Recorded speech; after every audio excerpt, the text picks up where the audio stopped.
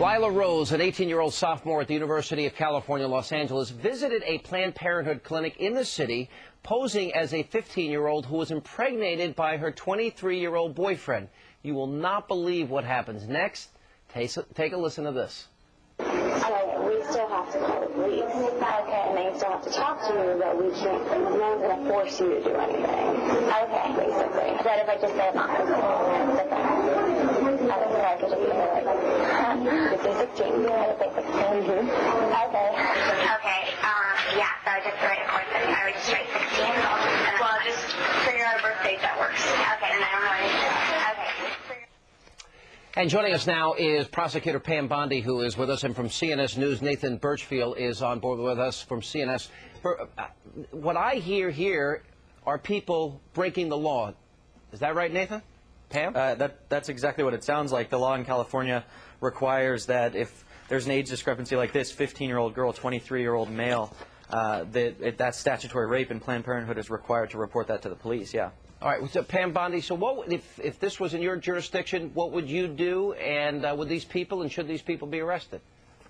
Well, Sean, it's particularly abhorrent because you have supposedly a 15-year-old girl who's clearly confused, pregnant, supposedly, by a 23-year-old man, and they are advising her to lie and break the law. It's really unbelievable. But, Sean, the problem with the criminal prosecution is that she really wasn't 15. She was 18, posing as a 15-year-old. So there's going to be a problem with criminal prosecution. However, I would think the licensing board, the medical board, should be looking at that clinic and all those clinics, because when you listen to that tape, it sounds like it's commonplace, doesn't it? It really does. Let's go through the actual language, though, Pam, of this here. She says, okay, if I just say that I'm 15, then it's different. And then the woman says, well, you could say 16, just figure out a birth date that works, and I don't know anything.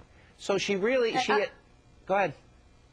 Under our law, that's called willful blindness, and that's what she's saying. Hey, I wash my hands of it, I'm turning my head, I don't know anything, and you cannot do that. And you have a duty to report that. But again, the problem criminally, of course, is that this girl really is 18. But Nathan, I hope they go after Let me point them. out, first of all, that Kathy Neer, the president of Planned Parenthood of California, says this is totally against their policy. The employee was wrong.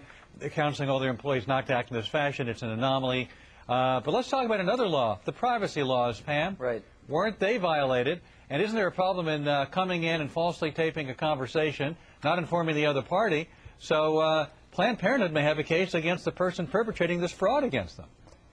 Well, yeah, in Florida... Well, let me ask Pam, then we'll go to Nathan. Go ahead, Pam. Okay. Alan, in Florida, first of all, the two-part question. You cannot illegally tape someone in our state, so that would be another problem with criminal prosecution.